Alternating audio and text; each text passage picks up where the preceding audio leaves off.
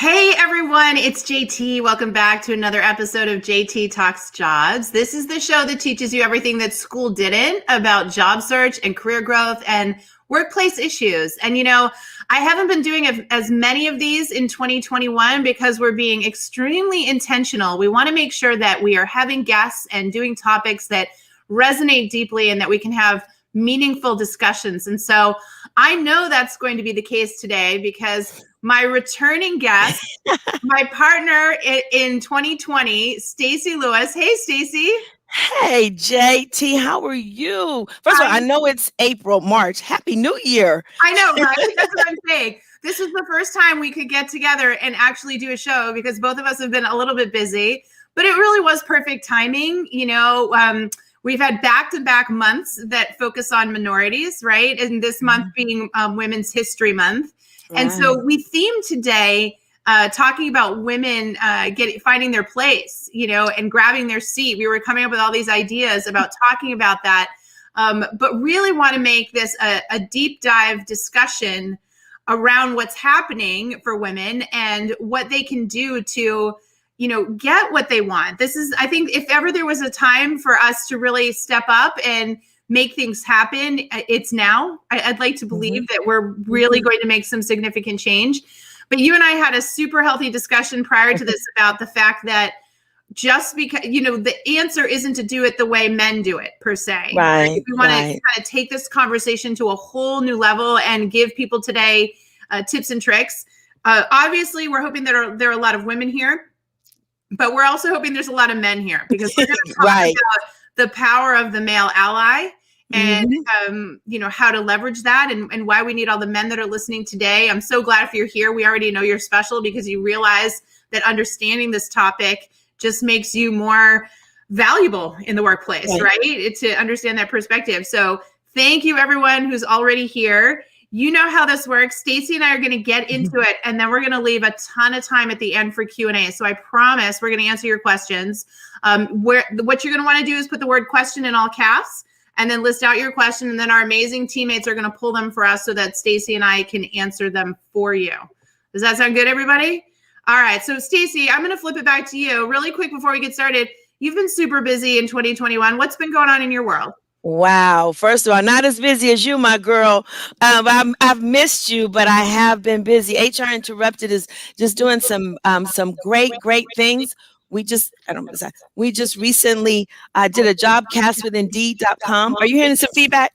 No, it's good on our end. You sound great. Perfect. Thank you. With Indeed.com, I'm talking about the biases in the interview process for Black History Month. I was so proud of that.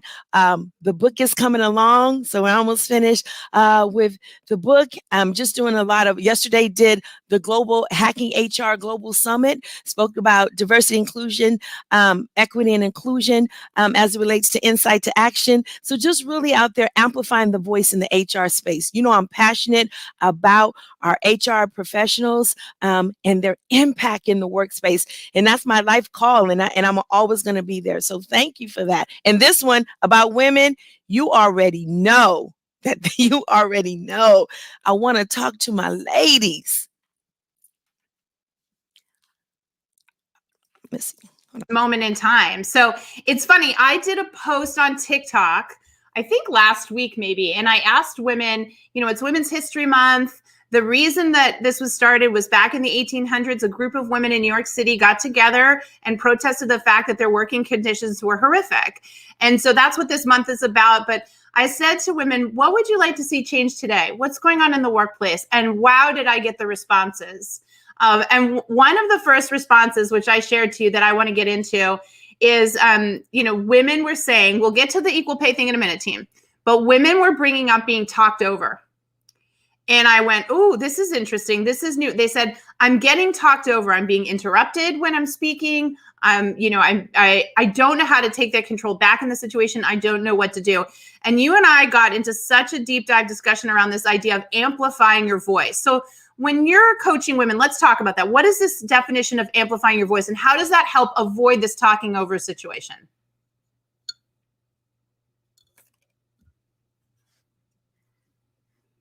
Ooh, I can't hear Stacey. Hold on, Stace. I can't hear your audio. Now, can you hear me now? Yes. Perfect. Yes. Okay, sorry about that. When we talk, I love that this is called women claiming, right? Words mean something. So the definition of claim means to call for, to ask for, especially as a right, to take as a rightful owner, right? So love that we use the word claim. So now let's translate that into amplifying your voice. Women, this has to be intentional, right? This is what we talked about. And when we're talking about being talked over, right? When you approach this claiming your space in the workplace, everything has to be intentional. So you have to prepare. We hope it doesn't happen, right, JT? We hope we live in a world where we're going to go in, we're going to sit in the C-suite. And I love what you said. There is a C-suite at every level of the organization, right? There is a table at every level. And so prepare for that. And when you prepare for that, it's intentional. So you already know when Chad, in the middle of my conversation, talks over me, amplify your voice. Chad, I'm sorry, I was not finished. Chad, may I finish my thought? Right. If he finished, or you can even, when he finishes speaking, you can even say, so I'd like to go back to the point I was making. It is okay to say that. But what happens is, JT, is as women, we are, and you and I got into this, and I've been thinking about this all week, talking about my daughters. We're trained to be perfect. So we can't do that because that may be viewed as somehow we're out of sorts. Somehow we're challenging the status quo. It's not that. Amplify your voice. Obviously, you're saying something that matters, right? The thing I tell you is validation. Yeah. Women need to be validated. We do. That's why women should validate each other. Yeah, totally. But here's the other side of that. Sometimes we're seeking validation from a place it's not going to come from. And so when you recognize that in the workspace, when I am validated, JT validates me, Stacey validates me, Lindsay validates me. But in this meeting that I'm going to go, I may not get the validation of what I'm doing. It's okay because I already know I'm bringing it. And so I'm going to amplify my voice. I want the women to, and I see it in action. And when it's in action, it's powerful because it commands presence. I totally agree with you. So I hope everybody's wrapping their head around that, right? So claiming, you can't accidentally claim your place. I'm sorry. No. This is what she means about it. You can't accidentally claim it. You've got to be intentional. And amplification means preparation. So you've got to be ready when Chad swings in with, talking over you, cutting you off, taking your idea and running with it, and you weren't finished. Whatever that case is, you need to go in expecting that's going to happen. And that's what Stacey's saying. This whole idea of validation and expecting everyone to play by the same rules that you play at that table. It's not how it works, folks. You actually have to go in prepared for every scenario, for being cut off, for being talked over, for being, they call it mansplaining, when these things happen, you need to, in advance, think about what you would say in that moment and candidly rehearse it. Right. So that when it comes up, you say it. And if you do have one of these situations, and this is something I know you and I both coach to, women will come to us after and say, this is what happened in the meeting. And I couldn't speak. I couldn't do this. Okay, then let's play it over again. That's right. It's going to happen again. So what are we going to do next time? Let's rehearse it right now. What are you going to do next time? Because the good news is you never want to feel like that again. Correct. So that means we're going to figure out how how to approach it the next time. That was a learning experience. And as you mentioned, we were talking about the seat at the table. In the beginning, you just want to get any seat. And then you start to get some traction and you realize you want a seat at that next table. That's and right. Then that next table and that next table. Well, they're not all the same. Everything you learn to do at this table changes at this table and this table and this table. So you're going to have to go in, survey the room, probably suffer through a couple of setbacks at the table before you figure out how you're supposed to work this room and the players in it. That's it. That's how it works, team. I love that, JT, because what we do with women, right? We don't, and you and I do this. I'm coaching already at the beginning table. You don't learn to amplify your voice when you're in the C-suite. You better already know how to do it. So you learn in those smaller, safe spaces, whether it's team meetings whether you're having staff meetings, because the same behavior happens in some fashion. You may say something. And so really coach women in that safe space, because by the time you get there, the expectation is that you're ready to do it. But if you're not, we're still there to validate you and support you. Yeah. And that leads us into, and we're going to talk more about what to say and how to say it, because I think you're all going to have questions on that. Right. But, getting talked over, getting mansplained or micromanaged is another popular thing that was on my TikTok. Women said that, they have these male managers, male colleagues that are doing this to them. And I think it's really important that you figure out how you want to approach each one of those situations. So when you're coaching somebody who's being micromanaged, what do you tell them to do? So here's the interesting things about being micromanaged. I'm hoping that people ask questions about this.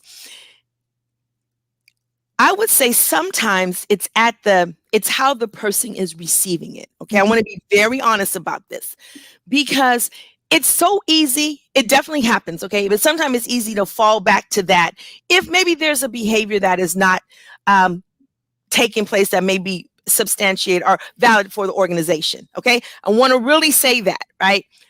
If you are truly being micromanaged, I can't say this enough. If you want to put in chat, we have to talk to each other. Mm-hmm. My husband told me, babe, men and women don't think alike. Mm-mm. They don't. I share with you this real quick story.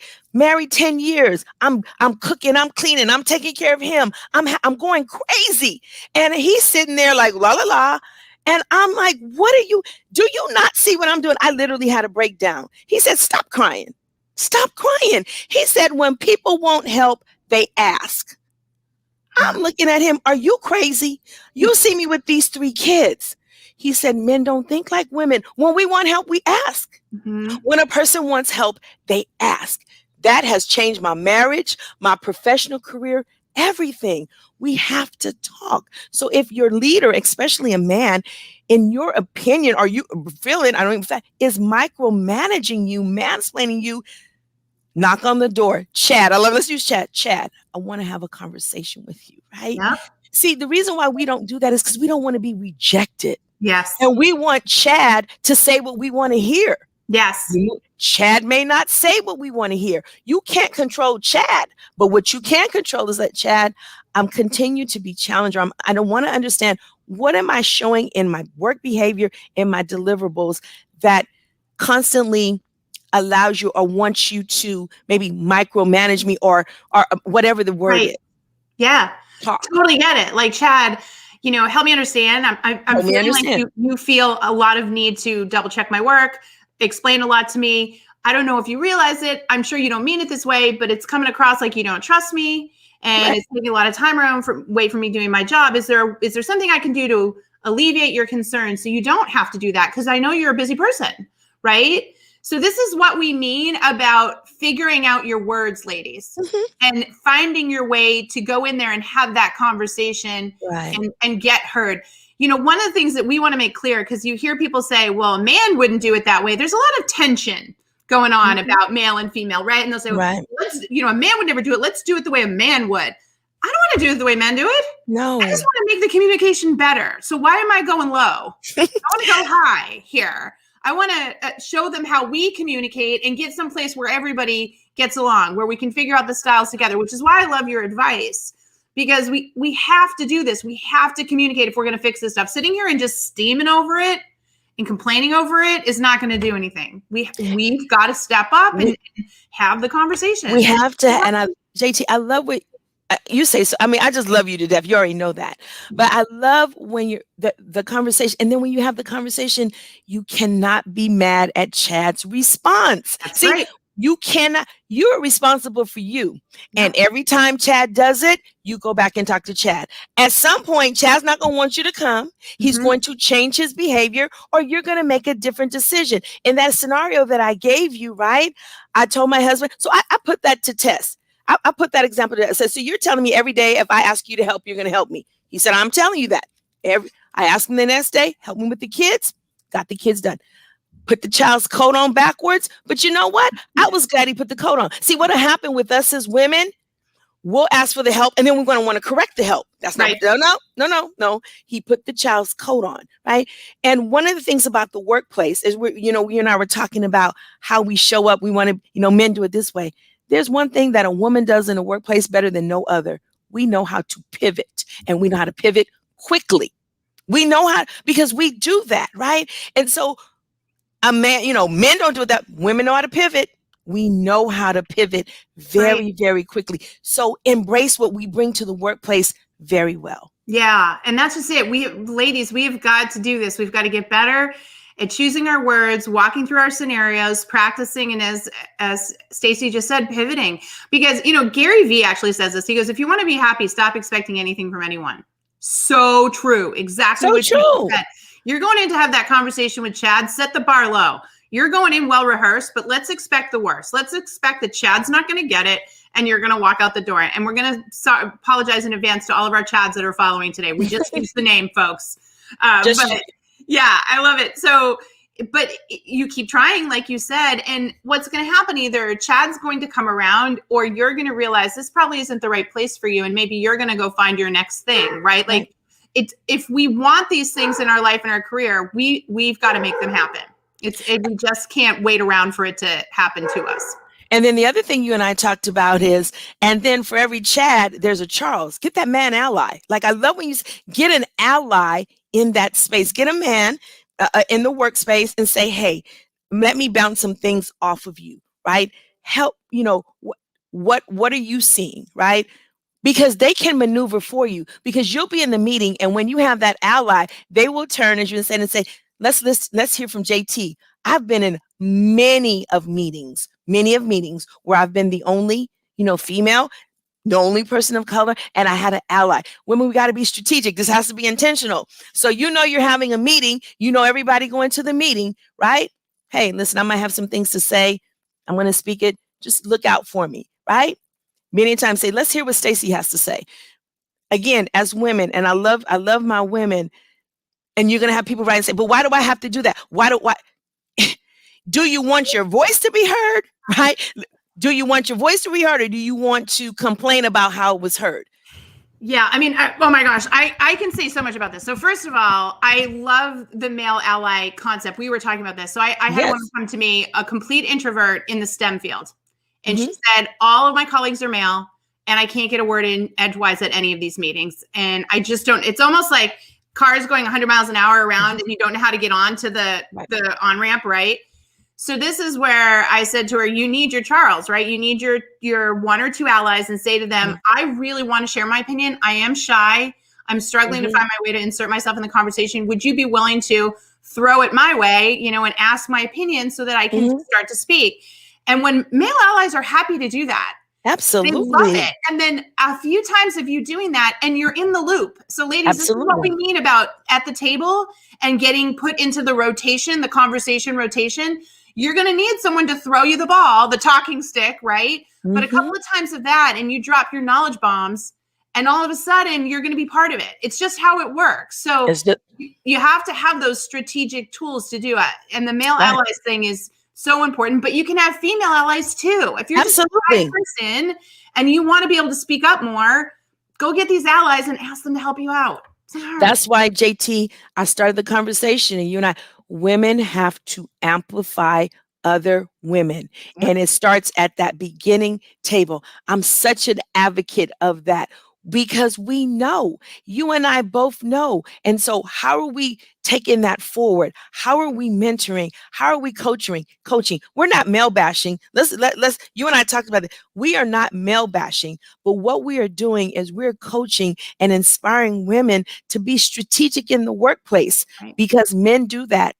They absolutely very intentional, right? Right. You know what? Men were, and you can look this up. There's a book called Tribal Leadership, everyone. And it's all about the fact that the majority of businesses are lone wolf cultures or me cultures, because we train people to be that way. And when you have a male dominated workforce where they were raised to be competitive and told to be the best, that's what they're trained to do. Then you have women who tribally are we culture, right? And we come into the workplace. Well, we've got different ways of doing it. How do we fix this? Guess what? Men want to be part of a we culture. Do you know how hard it is to be the best? You're always looking over your shoulder and you're always getting knocked off. Mhm. So you think that all of us actually want to be part of a we culture. And that's what Stacey's talking about. When we help each other, when we say we all can be the best at what we do together, Right. people want to play on that team. That's and you right. will bring more and more people over to that team. And all of a sudden, that one lone wolf out there, I'm sorry, that Chad, who wants to be competitive and, do all those things is going to look the fool because you're going to have that team, that we culture. And this is how we do it, by one person at a time lifting it up. And I want to say one other thing on this, because you just made such a great point. Like, we're going to push you all to do this. You got to stop expecting stuff. Yes. It's not fair. I get it. Life isn't fair. But we're talking about solutions here. Solutions that these two women sitting here today have done and know it works. Okay. Right. Think of yourself as a business of one. You are a service provider. If you see a business go out of business and, let's say they opened up shop in town and they didn't do any marketing, you had no idea what they did, and they eventually went out of business, you wouldn't feel sorry for them. You'd say, well, they didn't market themselves. They didn't build up their business. Correct. You're a business of one. If you don't build these skills to claim that seat at the table, it's not ever happening. So own it, claim it, run your business of one, learn your marketing messaging. That's a great analogy. And I love that we're talking about solutions. And I hear it all the time, mentoring, HR professionals coming in, and I tell them, why do you want to get in HR? Oh, I like people. I'm a people person. I tell them, this is not the field for you. HR is not for the faint-hearted. Right? It's not for there's some decisions that you're going to have to make. You're going to have to be strategic. Everything's not going to be fair. You're going to see things that are totally on its face are not fair, but you still have to be in alignment, right, with the message. So coaching very, very early in that game, that for me is important. And into that, JT, that's why, kind of moving this, everybody's not meant to be in leadership. No. It's okay. It's okay. It's okay. It is okay if you say, you know what, I don't want to navigate and maneuver in that realm. It's okay. We're still going to support you where you are. But if you say you want to get to the C-suite or you want to keep moving up at each level, you're going to have to be able to read the tea leaves and navigate the winds, the organizational winds. Read the tea leaves. Completely agree. Well, and that leads us into another point we wanted to talk about, which women were talking about this idea of imposter syndrome, that women supposedly experience imposter syndrome more than men, and that women hold back from going after leadership roles out of fear of failure, right? Or thinking that they're not good enough. And for me, I want to lead this conversation off by saying, every time I'm in a coaching class, and I coach a lot of executives, they say, I'm afraid that I am not the right person to be doing this, the one. And I stop right there and say, there's no such thing as the one. This is that lone wolf, competitive, you got to be perfect mentality. Stop. You're perpetuating that mindset. So you are more than capable of doing this. Nobody has all the skills. Nobody has all the answers, but you have the desire and the drive and the passion to do this. And if you're willing to recognize you're not perfect and you're not the one, but that you'll go find the answers and figure it out, then you are ready for this. Because I think imposter syndrome, it's fear. So take away your fear. And your fear is you're afraid somebody's going to find something out about you, right? Right. There's nothing to find out. Tell them the truth. This is what skills you have, that you're not perfect, but you're passionate. You're going to make this happen and you're going to serve people around you. I mean, that is servant leadership at its best. That's who we want to work with. Right. That's who we want to work for, that person. So I don't know, other thoughts on imposter syndrome? Well, I love when you and I were talking, you're not the authority, you are an authority, right? You're one of the authority. And one of the things that as we're having this conversation, again, we have to, and I'm going to say the workspace, HR, women, our allies, we have to do a better job of how we promote work. I want you to go with me on this. Yep. We make women, there is this notion out here, like you said, that women have to be perfect. Men are trained, you said it, to fail. It's okay. But women, you have to be perfect from the time, that you're little, all these things are placed in you. And so that's the way that we're trained to show up. Mm-hmm. And that's why HRInterrupted was created. Let's stop it, people. Stop it. Wherever you are, you must do your best. That is, but how are we defining best? And we put all this pressure on women. If I'm not, better than them, they're not going to see me. Okay, well, first of all, we got to put people in the seats like me and you to validate you. Like you said, you are an authority and what you're saying has value. Everybody who has influence and impact, they got to change the narrative. We got to do this quickly, a committee of one. So stop putting pressure on your workforce. People should perform. I'm not saying lower your standards, but what I am saying is, can you look at your standards? Yeah. Can you look at them? Right? Just because it's always been that way doesn't mean that that's how we're going to move forward, because there's some artificial and undue barriers that we put on people and we guise it behind. We want to hire the qualified best. Yeah. I love that you're bringing this up. So I've seen over time, men are raised to try, right? To take risks, right? Again, let's go back to competing, taking risks, trying. So when they try, even if they fail, they're rewarded because they're doing the right behavior that's perceived for them. Women, as you said, are supposed to be perfect. So when you're not perfect, right, that's a problem. So this is why we see so many more women with imposter syndrome than men. And so, ladies, you got to stop the perfect. I had a woman come to me recently, and she had so much going on in her world. And she said, I don't think I can do it. I think I'm going to have to step down from my role. It's too big. I got some family issues going on, whatever. And I said, okay, hold up. Your worst on any given day is the best of like 80% of the people in your organization. Take a breath here. Take a breath, Right. You can phone it in for a little stretch here and it's going to be just fine. You're going to get everything back on track. And then because you love this work when you're not in stress mode, this is temporary. Right. So ladies, you've got to learn coping mechanisms. You've got to learn when you've got too much cognitive load. Look it up. It's a real thing that's holding you down. You've got to free that cognitive load up so that you can go after these things and not have this imposter syndrome. But these are all techniques and things you need to learn that haven't been taught. And you can learn them, right? As Stacey said, you've got to be resetting your expectations, and that comes through education and knowledge. And then give women, and again, JT, we're going to probably get women, give yourself permission to be in the front of the line. Yeah. Like there are times when you can disconnect. That's why for me, I'm so passionate about this. We are putting so much pressure on people. What I will say about the pandemic, it has definitely shown us what we can do. No is yes to another question. We just got to figure out what that question is. And we have to have people in inspirational and impact positions that are saying enough is enough. Enough is enough. We value you where you are, and we're going to support you. All we want you to do is when you are here, right? There's some deliverables that we need you to do. But how you get around those deliverables, all we want are the deliverables. We put so much pressure, especially on women. And it's time out for this. It's really time out for this. So as you're shepherding your people that are coming in, as you're coaching, have those conversations. And then one other thing.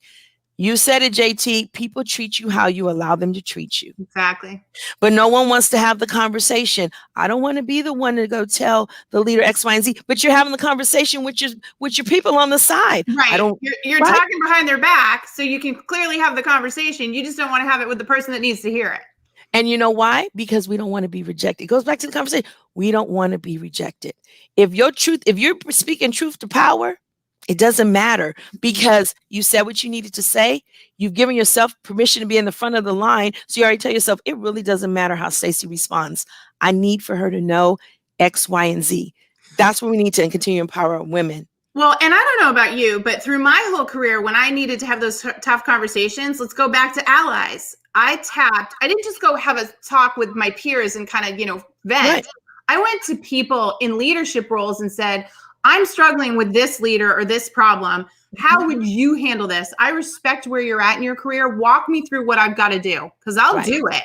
but show me the way. That's where you need to go place that energy. Not complaining about it with people that are just going to kibitz with you and get you more riled up and angry. Go talk to people who can tell you how to go deal with this person and make an impact. Get coaching on the outside. Reach out to Stacey and myself. Get the insight. Get the verbiage, right? And so that you can minimize your fear around having this conversation. Again, set no expectations. It still may not go well, but if you go prepared, I think women would be more likely to do it once they feel ready, and that's, so do it. So get ready. Yes. And women, other women, JT said this, I don't want to move, have to amplify other women. Yeah. Sometimes it's not the men who are hard on women, it's other women. Yeah.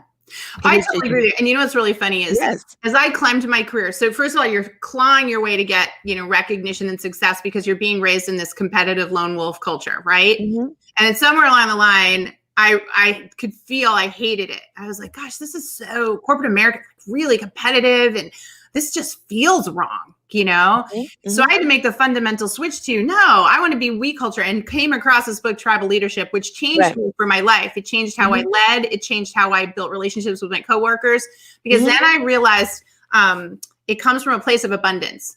There's no limited amount of success, people.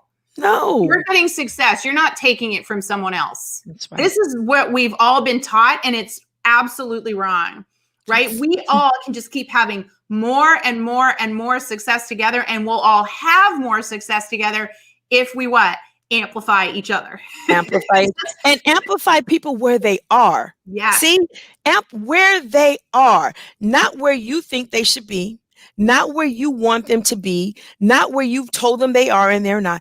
Amplify them where they are. I could talk for hours about this. No, I know. And I want to jump into something you said, because it's the statement's controversial, but you're going to talk us through it. We're talking about, she goes, JT, men and women aren't equal. Not in the workspace. I don't. Yeah. And I know. I was like, oh my God. I know. Before you hit the crazy on the comments, people, hear it out. So when I say, and I equal, I did, and I pulled up the definition of equal, just so I know, equal is of, like in quality, nature, and status. So let me prepare all my women. I am not saying we're not important, but just like I said, and I'll hold this, in the workplace, nobody can pivot like a woman. Nobody. So that's what I'm talking about. I have seen women, is something in us, whether it's our nurturing nature, and I'm not just saying because you have kids, just how kind of the way we're programmed, we can pivot on a dime. We pay attention to what's around us, right? We can literally be on a webinar, kind of hear what's going on there, know what's going on. Like, we pivot very well. Right. But what happens is somewhere down the road, someone has told us we got to be just like Chad. Well, you bring some things to the table that Chad needs. Yeah. And Chad brings some things to the table that we need. I'll never forget this. It's a true story. I was moving up in my career, had a male boss. He got to the C-suite. He said, oh, you stomping with the big dogs now. I hope you're ready. He was talking about the men. You know what I told him? I said, well, big dogs used to be little pups. That's right. And he looked at me. I said, we both have climbed. And so when I said that to him, I said, big dogs used to be little pups, right? So, and that moment I was telling him, we all have had a journey, right? When I said that to him, he goes, wow, that is, in essence, he was like, the wit of women. Like, he was just saying the wit of women. I didn't take it offensively because I came back at it. But so that's what I'm saying. We bring something that each other need. I just told you what my husband told me. Men ask for what they want. Do you want me to look and see, and hopefully, do you need help, sweetie? Men say, I need some help. Men say, I don't like what you did. Right? Yeah. That's what I'm talking about. In the workspace, we bring something that we both need. So I totally agree with you. We bring different things. So when we talk about not being equal, it's complementary if we make it complementary. That's what we're trying to tell everybody. So the men that I've gotten to know, the male allies, they want us there. Absolutely. They're like, bring it, ladies. That actually helps me. We've talked about this over and again. When we want what we want more of in the workplace, work-life balance, this or that, you think they don't want it too? You know, like of course, we're giving them permission to have something they want as well. And that's what you mean about bringing that, the communication skills. Let's go back to the beginning of this conversation. Right. Women are amazing communicators, team builders, and That's right. reading the room, reading the room, emotions, pulling it in. So let's bring that in. Let's make that part of what it is. Instead of saying there's no room for that here, actually there is. And we build cultures where there's room, you know? Exactly. And then I've built it that way. I have a company that's 80% female, right? And so, but it was built all around what I needed because I couldn't have it in corporate America, right? So I think it's very unique what we have, and I think we love it. I was talking to a friend of mine that I coached when she started out in her career. She got her dream job in HR, entry-level HR in a huge, amazing law firm. And she said, I really love it here. And I said, well, what do you think in career path? And she goes, I don't know. I said, well, can you see yourself as the chief human resources officer? She said, no way. No, that she works 70 hours a week. Her whole life has been, you know, ruined by this. There's problems with the kids, no, I could never do it. And I said, who said you have to do it that way? Thank you, JT. Right. I said, why would you model that behavior? No. You climb the ladder, and when it's your turn, you take it over. So fast forward years later, when this chief human resources officer is retiring, she and her best friend in the organization built each other up together, completely divided the responsibilities, went to the board of directors and said, we are both best in class at this. Together, we're your superhuman chief human resources officers. Have us co-do it. Piece of cake. Right. And so that's what we're talking about, ladies. If you hear that you don't like, stop assuming that's the only way to do that job. Bring more piece to it is what Stacey's talking about.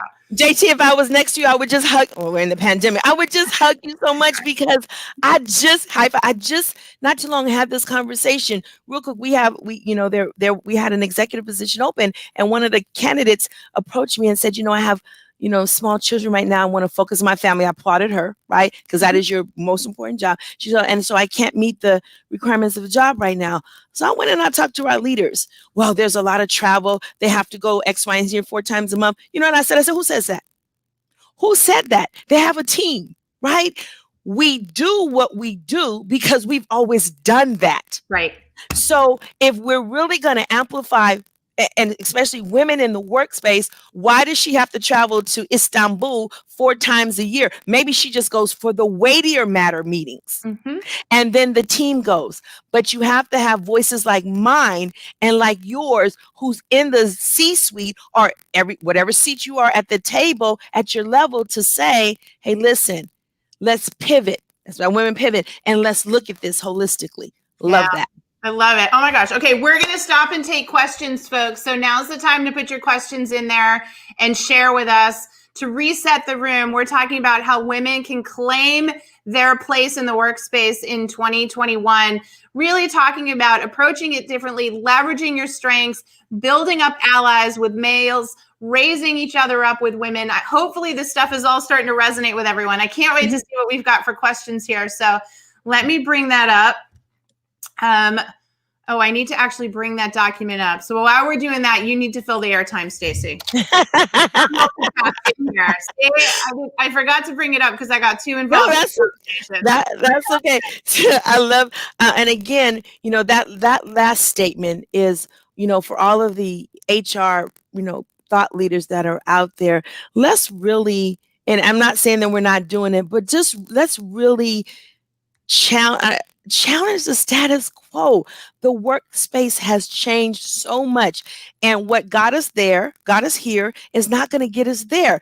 And that example really meant so much to me because she was ready for the opportunity, but she also recognized that, she needed to focus on her family. They're in their prime years.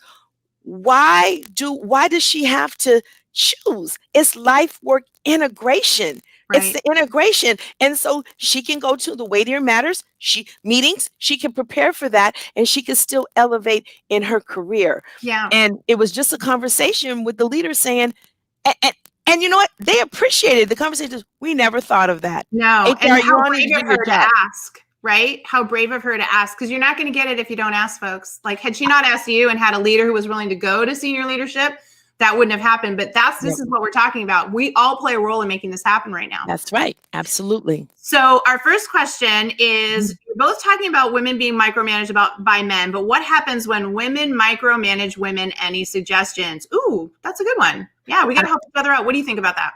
Same. I just said that. And thank you for whoever, you have the name of the person. Thank you for ever put that question in. I just said sometimes women are harder on women. We are harder on women. The resolution does not change. Have the conversation. Have no expectations. When we say this, you guys, I want to make sure that, we're not telling you to go on with a negative vibe. We're not saying that. Just don't set yourself up for failure if what you are expecting doesn't happen, because the only person you can control is yourself. So, but what happens, JT, is I'm going to go, let's just say this is the scenario. I need to go speak with JT about the level in which she micromanages me. I go and speak to you, JT, because of wherever you are, whatever your rationale or your ideologies around this, you don't give me the response that I want. So now I'm going to say I wasted my time. I should have never said anything. No, you should have, because you're not responsible for the reaction. You're just responsible for the action, right? Same conversation, right? Same conversation. I don't think the resolve does not change. No, I totally agree with you. Absolutely. Great question. Thank you. Yeah, Teresa's got an interesting question. She said, through management training, I was told that managers had to do some emotional management or quote unquote caregiving as a manager. As a woman, I did not accept that. What do you think? So I think I would need to know a lot more about the context of this situation. Yeah. Like, are we talking that there's a bunch of men and they told you to be a caregiver, like a mom or a wife? Or is this a situation where it's just they want you to be sensitive to the emotional mindsets of your employees, right? I mean, that's a pretty broad range thing, don't you think? Yeah, I think I would like to understand the context of that as well. What we can say, though, JT, and I think you'll agree with this, though, we started earlier, being in leadership and doing effective and inspirational leadership, it's not easy. No. It is not easy, because oftentimes as the leader, you really have to, you need to take a step back. You need to assess the situation, right? You need to speak less and listen more, right? You really need to manage your biases. Yeah. You need to manage your biases, right? And allow the person the space to communicate whatever has to be communicated. Coupled with the fact that you can't lower the standards, right? You're not lowering the standards. Right. There's a lot in this. So I'd like to know that. But those are, if that's what they're talking about, that's just kind of leadership 101. But there's an art to having the conversation while still letting the person know. But at the end of the day, we still have these expectations. Yeah, I'm going to tag on that because I've had a couple of thoughts of that over the years. So one of the things that I was taught was if I could build a workplace that was positive, fun, engaging, and supportive, a lot of times that could be the place where what's happening in people's lives outside of work, they literally were able to check that at the door because work was the break from that. Does that make sense?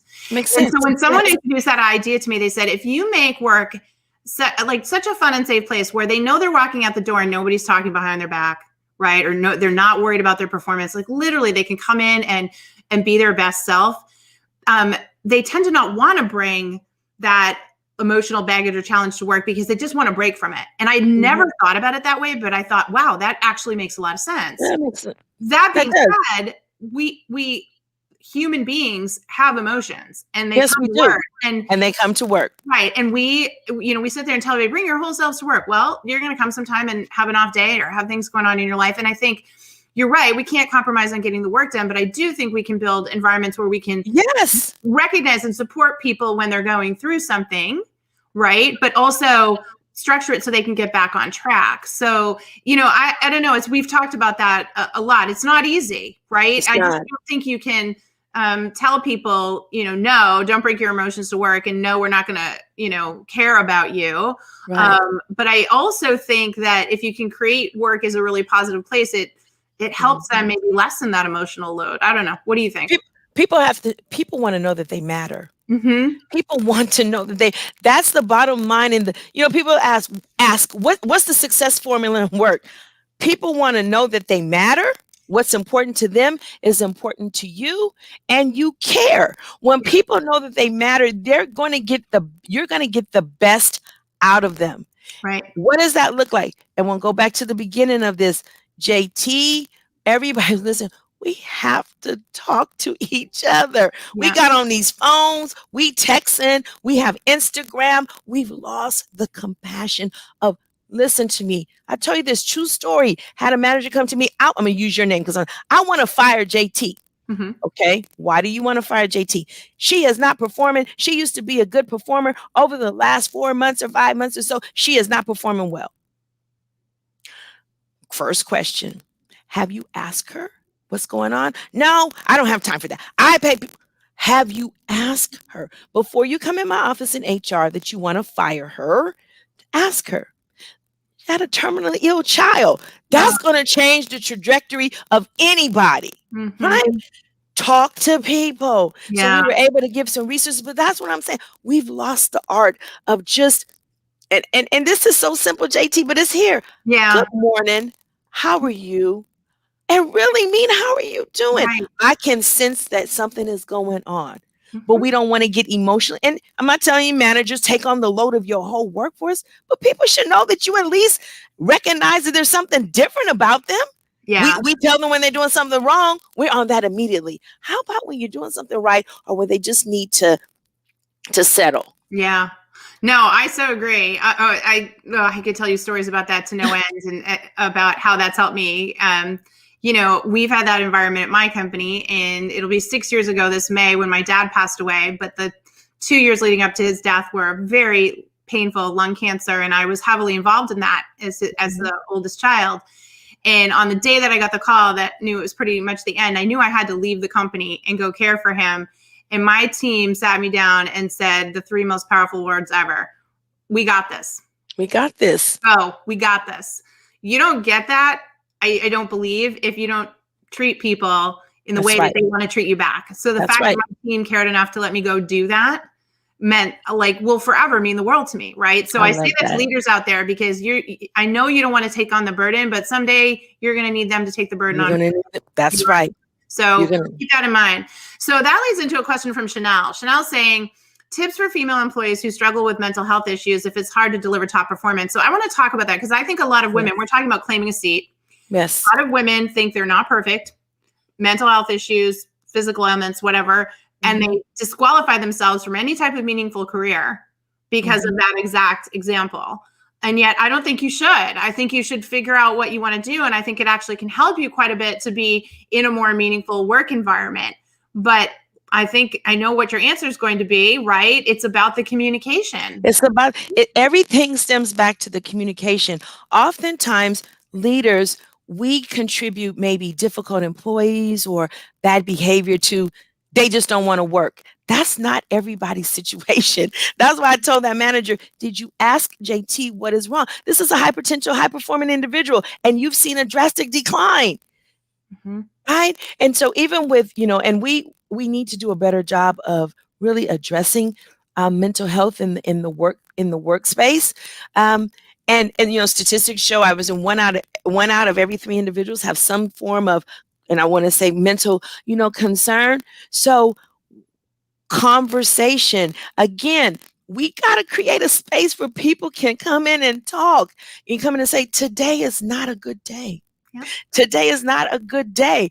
Or build some resilience. If you know you have somebody on your team who may have some mental issues, or I use the word issue because may have working mentally challenges. I don't want to be defensive with the term, and this. How do you manage it? We don't manage. One side doesn't all fit all. That person may need to come in. It may take them a longer time to have the conversation, right? But talk to them. Ask, how can I help you? Oh my God, I can't. And then people say, you got to be careful for FMLA and HIPAA. Yeah. I get all that. We know that in the HR space. I'm just asking you to talk to them. Right. No, I totally agree. I think we've started to hide behind the laws, and I think people have started to carve this out because we're worried. But we You have to care. And You have to folks care. that are dealing with that, you can still have very meaningful careers, but you've got to communicate and find your way too, right? And pay attention as managers. Yeah. Pay attention to your team. People show you all the time, and we glossed it over for it being something else. Well, and that pivots us into another topic, which we were supposed to talk about. It was in our notes. TS, who's out there, thank you. I love this question. TS says, I love that females should amplify our voice, but being a woman of color, it can be perceived as too aggressive and abrasive. Okay, that word aggressive, people need to stop using that word because it triggers me, right? It's a triggering word. It's a trigger. All males out there, all managers out there, I don't care, male, female, do not refer to a woman as aggressive. Stop. That's assertive. I'll take assertive. Okay. But I hear you, TS. They say that we're aggressive, and I can't speak to women of color. Stacey, you're going to take this one. But let's talk about how to amplify your voice and not get that aggressive feedback. It is a trigger for women, aggressive, especially women of color, because you fall into this angry Black women syndrome. It's a trigger. Stop referring to women as aggressive. Assertive may be okay. If it was a man, they're not going to say assertive. They're going to say he's ambitious. So give us the same word. We are ambitious. Why do we have to have an extra label? Right.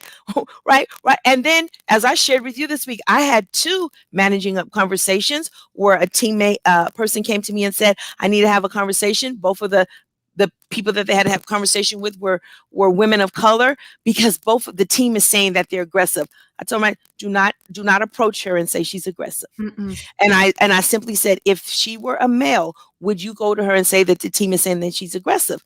Both of them are Charleses. They were very honest. Stacey, I wouldn't. I said, okay, so why are we using it in this space? You know what? I never even thought about that. Thank you. Words mean something. Conversations mean something. I wasn't confrontational. I use that as an awareness, but awareness without action is nothing, right? So aggression, please. And you can say that. You know what? When you refer to me as aggressive, for me, I'm hearing that, I'm demonstrating some type of a behavior that is not in alignment with work. Do you mean, am I ambitious? Like, really put it back to people so they can understand. Are you saying that I'm ambitious in how I'm proceeding forward? Am I assertive? Because aggressive for me means a lot of things. Let people know where you are. That one is fit. You know me in the word fit. I totally get it. Well, bueno. It's funny because early in my career, when I was really starting to advocate for myself, and I heard that term aggressive, I actually said, what about my approach came across as aggressive? And the male counterpart said, well, you looked really intense. You looked angry. And I went, that's really interesting. I was not angry. There was nothing about what I was saying that was angry. So I actually went in a mirror and started thinking about what facial expressions and what I could do to deliver with the same intensity, but not get the angry reaction. Does that make sense? And so over many years, I've just learned to catch myself when I'm into that intense conversation. I will change my facial expressions and somehow they all relax. It's crazy to watch. But it just showed me that. And again, I think it's sometimes I think it's men, right? They're intimidated by women. They were maybe raised by strong women. And so when a strong woman is coming at them, it's because they did something wrong. You did nothing wrong. I'm passionate here. But you clearly need me to smile when I'm passionate, or you think I'm yelling at you. Does that make sense? It absolutely makes sense. I wanted to share that with people because when I learned that, it changed my whole world. I love that he said you were aggressive because you looked intense. I know. Well, I'm a critical thinker, right? I'm a critical thinker. I'm an HR thought leader. So yeah, I'm probably going to look intense, and probably the words I'm going to deliver are going to be intense. That's okay. You can handle it. Yeah, right. So it was that brief moment when I looked at me and said, I wasn't mad. Like, where did you get mad? Like, oh, it's in your face. Like, you gotta be kidding me. Okay, I'm good. But I did. I worked on the face thing, and it was great after that. Okay. All right. Sarah is saying, I've always been the one who is forward and speaks up. Nice, Sarah. She says, how do we handle this with the new push towards the cancel culture? People are too scared to be allies, even if it's to their benefit. So I think what Sarah's saying here is because she's speaking up, she actually is people shying away from that for fearing that they're being an ally with someone who's looking too strong, bullyish. Do you see what I'm saying? It's tough. Yeah, work with me a little bit more on this, JT. My wheels are turning, but I want to make sure that they're going on the road we want to go on. Yeah, I mean, I think so. My first thought is, if you, the word always struck me. I've always been the one who is forward and speaks up. Okay. So, and Sarah, we don't have your Touche. whole story, but if I was reading this, interpreting it, and Right. saying, okay, and people aren't wanting to be allies with me, what that's saying to me is that perhaps, and it's not that you haven't doing it, but maybe people haven't been seeing the thing that Stacey's talked about repeatedly today is, who are you helping out? Who are you putting up on a pedestal? Correct. So if you're speaking up, who are you turning to and saying, and I want to hear from Mary? And I want to hear, like, so because to get people to be your allies, you actually have to provide value to them. That's right. And, you know, complimenting them, giving shout outs for their work and their contributions, recognizing other people. Sometimes when you're always the one who speaks up, this is where you start to look like that lone wolf, competitive. Right. Okay. That people don't want to be an ally with. Got you. So okay. I'm kind of interpreting it that way. What do you think? I with you. So for Sarah, I would say, Sarah, and that what you explained, you got to know when you have the message, and you have to know when you're the messenger. That is really what that is. And so in the amplification of the voice, that's it. You have to know when you have the message and you're to take it forward. If you're because there are situations, right, that you clearly have the message, but you are not the messenger for that reason, right? If we're interpreting right. I think that's a really great question, but it does not mean that you still don't use your voice. Just pick who the ally is for you, or no, this is the one that you should pursue moving forward, right? I totally agree. Listen, I can't believe we have a few minutes left. If we can take a few extra minutes, Stacey, Teresa's asking a pretty important question we didn't hit on, which is, we know things aren't fair. However, it's unacceptable to tolerate unequal pay. What is your response? Oh my gosh. I know what I think, but I'm letting you go first. It is unacceptable. It's unacceptable. And so do what you need. Now we're talking about something totally different than tips and tricks. There's laws to protect that, Teresa. Do what you need to. There's laws to protect that. Today we're talking about how to navigate, how to maneuver, how to read the tea leaves, how to be a chameleon in whatever seat, whatever table that you're sitting at. There are laws that protect how women are paid, right?